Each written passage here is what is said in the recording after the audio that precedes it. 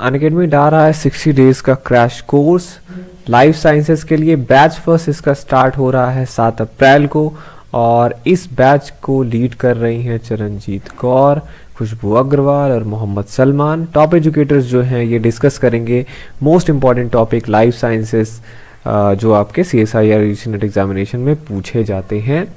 ऐसे ही 60 डेज का crash course life sciences के लिए इंग्लिश में लेके आ रहे हैं चंद्रशेखर चपराला, सरना वी, देवाशीष कर। ये भी जो बैच है स्टार्ट हो रहा है 7 अप्रैल को। टॉप एजुकेटर्स ये जो हैं जैसे पिछले में मैंने बताया, यहाँ पे भी मोस्ट इंपॉर्टेंट टॉपिक जो है लाइफ साइंसेस के लिए CSIR UGC नेट के लिए वो आपसे डिस्कस करेंगे। 60 डेज का क्रैश कोर्स ऐसे ही लाइफ साइंसेस का बैच 4th भी स्टार्ट होने वाला है 7 अप्रैल को ही। इसको लीड कर रहे हैं अनअकैडमी के टॉप एजुकेटर्स ज्योति कुमारी, वीरेंद्र सिंह और खुशबू अग्रवाल। यहाँ पे भी आपको मोस्ट इंपॉर्टेंट टॉपिक बताए जाएंगे CSIR UGC नेट के लिए।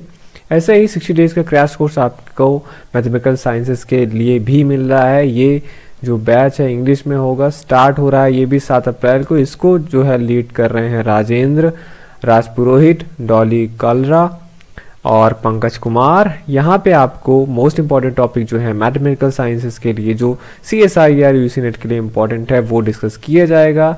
सारे का लिंक इस वीडियो के डिस्क्रिप्शन में है, आप वहाँ पे जाके इस कोर्स के लिए, क्रैश कोर्स के लिए एनरोल कर सकते हैं।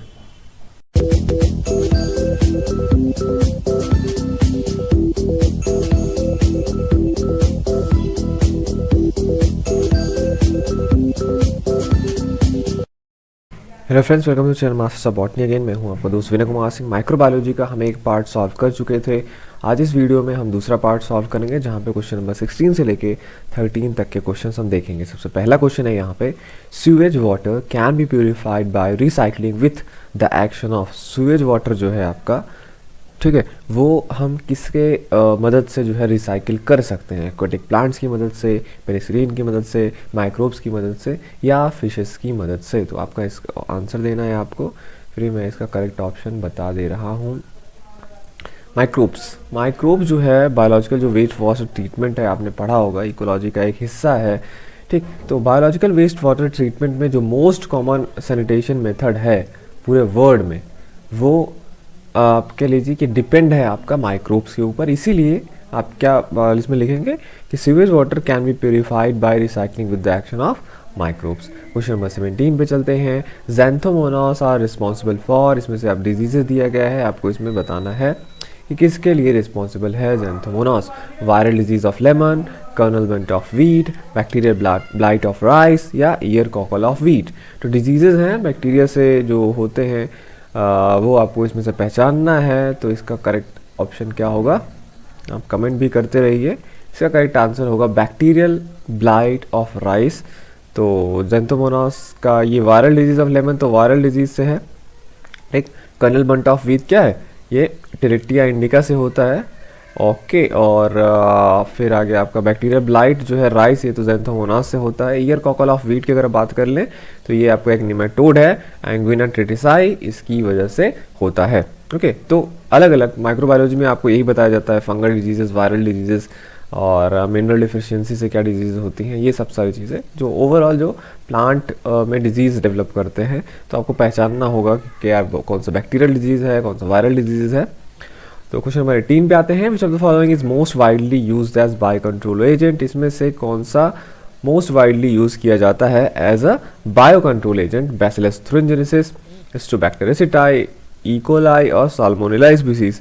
तो बायो कंट्रोल एजेंट के रूप में ये बायोटेक्नोलॉजी भी आप पढ़ेंगे तो फिर वहाँ पे ओवरलैप होता है। ये इसका करेक्ट आंसर क्या है आपका, बैसिलस थुरिनजेनेसिस। जैसे वीटी कॉटन जो है रेसिस्टेंट वेराइटी, वीटी ब्रिंजल वगैरह जो भी रेसिस्टेंट वेराइटी है, बैसिलस थुरिनजेनेसिस से क्राई प्रोटीन का जीन होता है, वो हम ट्रांसजेनिक्स बनाते हैं। और जब कोई भी वो जो उसमें कीड़ा है कौन सा ग्रुप का था, लेप्टोप्टेरा का शायद, तो वहाँ का जब वो उसको खाता है वो प्रोटीन उसके गट में जाता है तो एक टॉक्सिन के रूप में वो डेवलप हो जाता है वहाँ पे, जिससे उसका हम कंट्रोल कर सकते हैं। एक क्वेश्चन नंबर 19 पे आते हैं। The pectin digesting microbe utilize in flax jute stem retting is known as.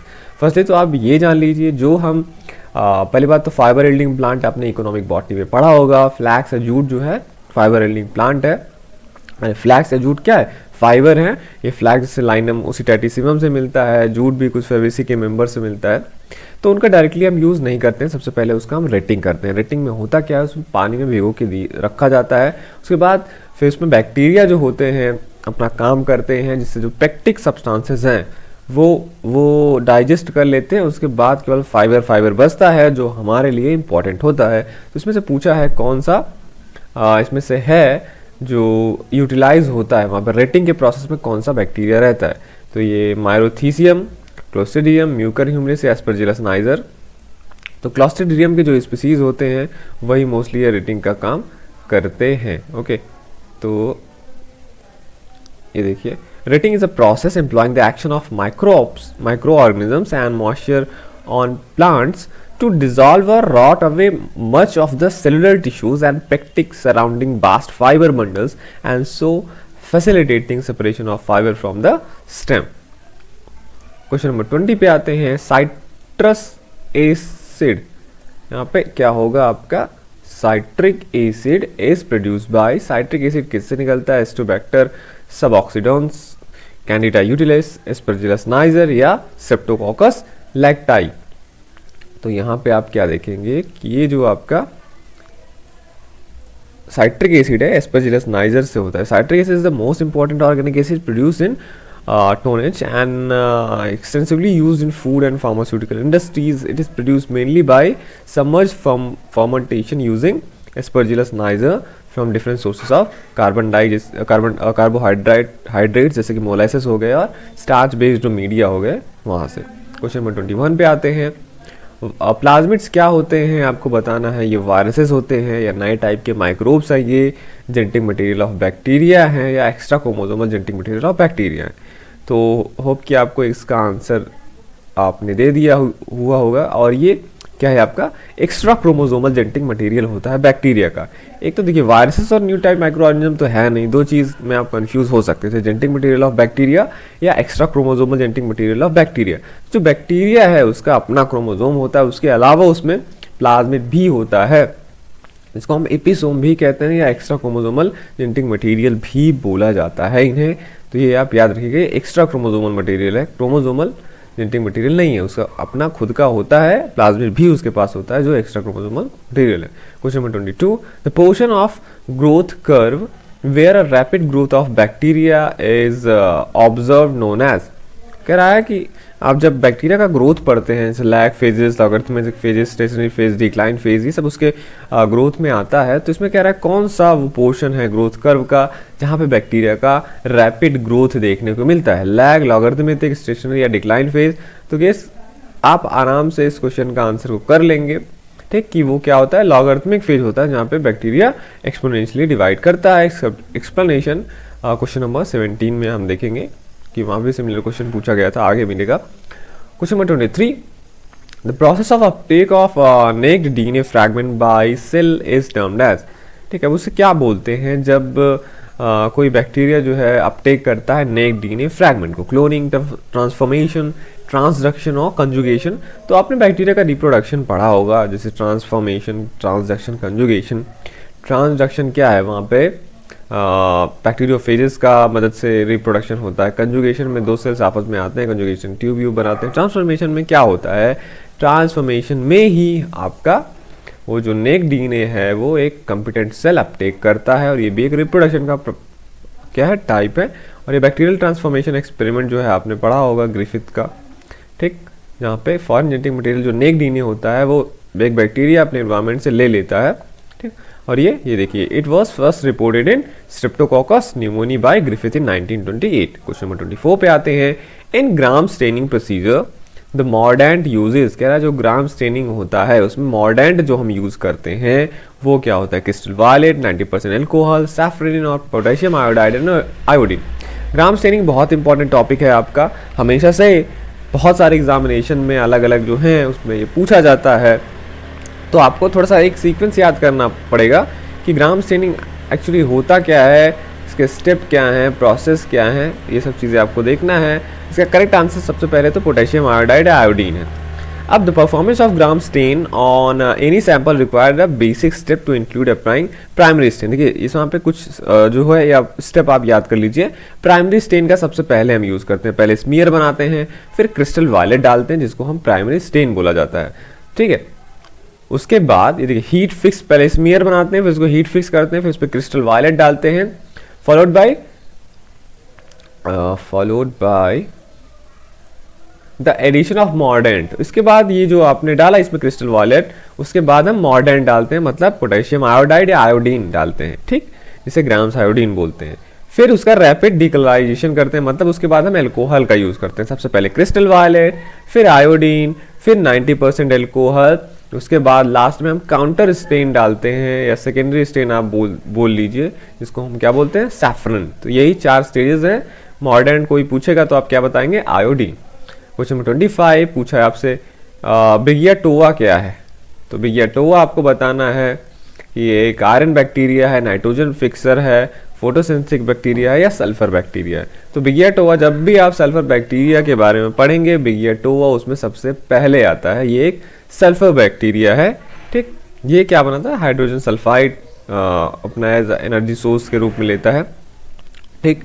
और इसका नाम इसलिए पड़ा, इसका नाम सबसे पहले तो इसका नाम दिया था किसने, विनोग्रेडस्की ने। और इन्होंने किसके ऑनर में ये नाम रखा था, एक इटालियन डॉक्टर थे, बॉटनिस्ट, फ्रांसेस्को सेकंडो बिगियाटो नाम था इनका। इनके नाम पे इनका नाम इस बैक्टीरिया का नाम इन्होंने बिगियाटोवा रखा। क्वेश्चन नंबर 26 पे आते हैं। प्लाज्मिड क्या है, एक प्लास्टिक है, part of ribosome, part of RNA और एक्स्ट्रा न्यूक्लियर डीएनए। तो ये भी आप आराम से इसको कर सकते हैं। प्लाज्मिड क्या होता है, एक्स्ट्रा क्रोमोसोमल डीएनए होता है या एक्स्ट्रा न्यूक्लियर डीएनए होता है, या जिसको एपिसोम भी बोला जाता है। Under which phase of bacterial growth bacteria increases in size but not divide. कह रहा है इसमें से कौन सा फेज है, आपको बताना, लैग, लॉग, स्टेशनरी या डेथ फेज, इसमें से कौन सा फेज है। जैसे मैंने ऊपर भी आया था, अभी मैंने बोला था, इसका एक्सप्लेनेशन में क्वेश्चन नंबर 27 में दूंगा। Under which of the phase of bacterial growth bacteria, कह रहा है साइज में इंक्रीज करता है बट डिवाइड नहीं करता है। लैग, लॉग, स्टेशनरी या डेथ फेज। तो होप कि आपने इसका आंसर दे दिया होगा, क्योंकि इनिशियल फेज ही जो होता है लैग फेज, उसमें जो बैक्टीरिया के सेल्स होते हैं वो केवल साइज में ग्रोथ करते हैं, डिवाइड नहीं करते हैं, ठीक। फिर पहले लैग आता है, ये देखिए लैग फेज, ये एक इनिशियल फेज होता है जिसमें सेलुलर एक्टिविटी होती है लेकिन ग्रोथ नहीं होता है, ठीक। Small group of cells are praise in nutrient, पहले जो न्यूट्रिएंट रिच मीडियम होता है उसमें हम कुछ जो ग्रुप ऑफ सेल्स रहते हैं उनको रखते हैं, वे कुछ प्रोटीन सिंथेसाइज करते हैं and molecules for their replication, ठीक है। मतलब इसमें डिवीजन नहीं होता है। फिर लॉग फेज आता है जिसमें बैक्टीरिया बहुत तेजी से डिवाइड करते हैं, एक्सपोनेंशियल ग्रोथ होता है उनका। फिर एक फेज आता है जब न्यूट्रिएंट कम होने लगता है, सेल का डेथ भी होने लगता है, तो वहाँ पे स्टेशनरी फेज आ जाता है। स्टेशनरी फेज आ जाने के बाद से डेथ फेज आता है, जहाँ पे उसका पॉपुलेशन टॉक्सिक सब्सटेंसेस के अकोमुलेशन की वजह से और न्यूट्रिएंट जो होता है उसके कमी की वजह से वो वहाँ पे कम हो जाते हैं। तो ये फेज आप याद रखिएगा। Log of numbers of bacteria, मतलब बैक्टीरिया का नंबर इस पेज पे होगा टाइम। पहले लैग फेज आता है जो इसमें कुछ ग्रोथ, मतलब केवल सेल के साइज में बढ़ते हैं, तैयारी करते हैं बैक्टीरिया डिवीजन के लिए। इसके बाद उनका डिवीजन बहुत रैपिडली होता है, इसे एक्सपोनेंशियल फेज बोलते हैं। फिर एक फेज आता है स्टेशनरी, फिर आता है आपका डेथ फेज, ठीक है। ये समय के साथ इनका नंबर बैक्टीरिया का बदलता रहता है। Question number 28, all the following may be method for the inhibition of microbial growth by antibiotic except. क्या हम बैक्टीरिया का ग्रोथ जो है चेक कर सकते हैं एंटीबायोटिक का यूज करके, और जो एंटीबायोटिक है वो आपका कई तरीके से काम करता है। जैसे कि पहले तो 4 ऑप्शन दिए गए हैं, इसमें आपको बताना है कि कौन सा ऑप्शन इसमें से गलत है, मतलब एंटीबायोटिक का मैकेनिज्म ऑफ एक्शन नहीं है। जैसे एंटीबायोटिक जो है सेल वॉल का सिंथेसिस को डिसरप्ट करता है, तो हाँ, जैसे आपने पेनिसिलिन का नाम सुना है, वो भी एक एंटीबायोटिक है। वो क्या करता है, सेल वॉल के सिंथेसिस को डिस्टर्ब करता है। B, antibiotic interfere with the cell membrane function. कई सारे एंटीबायोटिक है जो सेल मेम्ब्रेन के फंक्शन को भी इंटरफियर करते हैं, और कई सारे एंटीबायोटिक हैं जो क्या करते हैं, इसमें ऑप्शन में आपको बताना है, antibiotic prevent the release of energy from ATP, वो एटीपी से एनर्जी रिलीज करने में रोकता है। या D, antibiotic inhibit the synthesis of protein. तो आपने इसका करेक्ट आंसर पहले तो बताना है कि ये एंटीबायोटिक अपना मैकेनिज्म ऑफ एक्शन कैसे करके दिखाते हैं कि वो प्रोटीन सिंथेसिस को भी इंटरफियर करते हैं। इसमें से कौन सा नहीं है पूछा है आपसे, तो होप कि आपने इसका आंसर दे दिया होगा। तो केवल थर्ड वाला जो है सी, एंटीबायोटिक जो है prevent the release of energy from ATP, ये जो है एंटीबायोटिक के मैकेनिज्म ऑफ एक्शन में नहीं आता। मतलब एंटीबायोटिक जो होते हैं सेल वॉल के सिंथेसिस को डिसरप्ट करते हैं, सेल मेम्ब्रेन के फंक्शन को इंटरफियर करते हैं एंड प्रोटीन सिंथेसिस को इनहिबिट करते हैं, लेकिन ये सी वाला जो है ऐसा काम ये नहीं करते। मतलब ये एटीपी से एनर्जी रिलीज को इंटरफियर नहीं करते हैं। क्वेश्चन नंबर 29 पे आते हैं। A bacterial culture contained 32 multiplied by 10 to the power 6 cells after 2.5 hours of exponential growth. If the doubling time was 30 minutes, what was the initial population number in this culture? यहाँ पे आपको बताना है कि अगर एक बैक्टीरियल कल्चर है, इतने सेल हैं 2.5 घंटे बाद एक्सपोनेंशियल ग्रोथ के बाद, और उसका डबलिंग टाइम कितना है बैक्टीरिया का, 30 मिनट है। तो आपको बताना है कि इनिशियल पॉपुलेशन नंबर कितना था उस बैक्टीरिया का। ठीक, करा एक नंबर था मान लीजिए x, और 2.5 घंटे बाद उसका कितना नंबर रहता है, 32 multiplied by 10 to power 6 cells वहाँ पे हो जाता है, और वो बैक्टीरिया 30 मिनट पे उसका डबलिंग टाइम है, मतलब 30 मिनट में वो डबल होता है। तो यहाँ पे आपको बहुत सारी चीज़ें निकालनी पड़ेंगी, तब आप जाके इसका करेक्ट आंसर आप बता पाएंगे। करेक्ट आंसर आप निकालने के लिए यहाँ पे इसका फॉर्मूला वगैरह है जो आपको देखना है। देखिए सबसे पहले तो जी जनरेशन टाइम देखेंगे, 30 मिनट है, मतलब वो 30 मिनट्स में डबल कर रहा है। टाइम यहाँ पे कितना दिया है, 2.5 घंटे, या आप कह लीजिए 2.5 इंटू 60 मिनट कर लीजिए।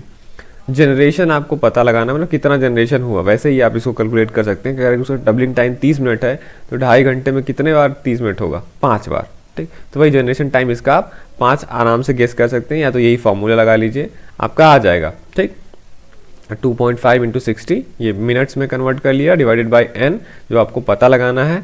ठीक, और यहाँ पे दिया है जनरेशन टाइम, तो g is equal to T upon N, इसमें आप रखेंगे, इसको लगाएंगे तो 5 आ जाएगा। वैसे आप इसको डायरेक्टली कर सकते हैं, तो एन आपका 5 आ गया। अब जो दूसरा फार्मूला है फाइनल और इनिशियल नंबर वाला, जहाँ पे जनरेशन का यूज़ करते हैं कितना जनरेशन हुआ, वो ये वाला फार्मूला है। आप क्या लगाएंगे formula, N T is equal to N zero multiplied by 2 to power N, मतलब N T final number of cells आपको दिया है 32 multiplied by 10 to power 6, initial number आपको निकालना है n0, दूसरा आप multiplied by 2 to power n है, n का मतलब कितना जनरेशन हुआ, तो 5 रख देंगे इसका पावर। तो अब हमें इनिशियल नंबर निकालना है, n0 इज इक्वल टू, अब ये वाला जो है 2 का पावर 5। ठीक, आप कितना आ जाएगा, ये 2 दूनी 4 दूना 8 दूनी 16 दूनी 32, तो 32 आ गया। इसको इधर लेके आएंगे तो इसका यहाँ पे इसको डिवाइड करने लगेगा, n0 केवल इधर अकेले बचेगा। तो आप देखेंगे इसको लगा के ये तो इससे कट जाएगा, बचेगा क्या आपका 10 टू पावर 6, या जिसको हम 10 टू पावर 6 आप देखेंगे ऑप्शन में है नहीं अकेले, लेकिन क्या है 10 मल्टीप्लाइड बाई 10 टू पावर 5, तो हम इसको जो है 10 टू पावर 6 को ऐसे भी लिख सकते हैं। तो इसलिए आंसर क्या सही होगा आपका, ये बी वाला 10 multiplied by 10 to power 5 cells. ठीक, थोड़ा सा ये वीडियो या फॉर्मूला को आप स्क्रीनशॉट लेके लगा लीजिएगा, समझ में आपको आ जाएगा। क्वेश्चन नंबर 30 पे आते हैं। ट्रांसडक्शन किसने डिस्कवर किया था, coach, Lederberg and Tatum, F Griffith या लीडरबर्ग एंड जिंडर। तो इसमें आपका कंफ्यूजन होता है कि कौन है, ठीक है, साइंटिस्ट यहाँ पे, तो ये चीज़ आप याद रखिएगा। देखिए रॉबर्ट कोच जो है जर्मन फिजिशियन थे, फाउंडर थे बैक्टीरियोलॉजी का, उन्होंने एंथ्रेक्स डिजीज साइकिल का डिस्कवरी किया था, बैक्टीरिया रिस्पॉन्सिबल फॉर ट्यूबरकुलोसिस को डिस्कवर किया था, कॉलेरा को डिस्कवर किया था। अब देखिए लीडरबर्ग एंड टॉटम और लीडरबर्ग एंड जिंडर में वो कन्फ्यूजन होता है क्योंकि उनका नाम एक ही जैसा है। तो लीडरबर्ग एंड टॉटम जो थे उन्होंने शो क्या किया था कि जो ई कोलाई है वो सेक्सुअल फेज में इंटर करता है और वहाँ पे जो है अपना वो जेनेटिक इन्फॉर्मेशन शेयर कर सकता है। इन्होंने कंजुगेशन बताया था, लीडरबर्ग एंड टॉटम ने कंजुगेशन बताया था। तो आप ये याद रखिएगा, एलटी जो था मतलब लीडरबर्ग एंड टॉटम, इन्होंने कंजुगेशन बताया था। वहीं जो जिंडर और लीडरबर्ग थे या लीडरबर्ग और जिंडर थे, इन्होंने क्या डिस्कवर किया था कि साल्मोनेला को एक्सचेंज जीन्स वाया बैक्टीरियोफेजेस, तो इन्होंने बैक्टीरियोफेजेस वाला फिनोमिनन बताया था, मतलब जेनेटिक ट्रांसडक्शन। ठीक है, तो इन्होंने ट्रांसडक्शन बताया था और ऊपर वाले ने कंजुगेशन बताया। तो एलटी कंजुगेशन, एलजेड क्या है आपका ट्रांसडक्शन। ठीक, तो ये भी आप याद रखिएगा। बाकी ग्रिफिथ का तो आपको पता है, इन्होंने ट्रांसफॉर्मेशन वाला एक्सपेरिमेंट बताया था। तो ये आपका था 30 क्वेश्चन। नेक्स्ट पार्ट में मैं सॉल्व करूंगा आपका इसके बाद वाले क्वेश्चन, पार्ट नंबर 3 में। तो चलता हूँ, मैं मिलता हूँ आपसे किसी और वीडियो में। Thank you for watching this video.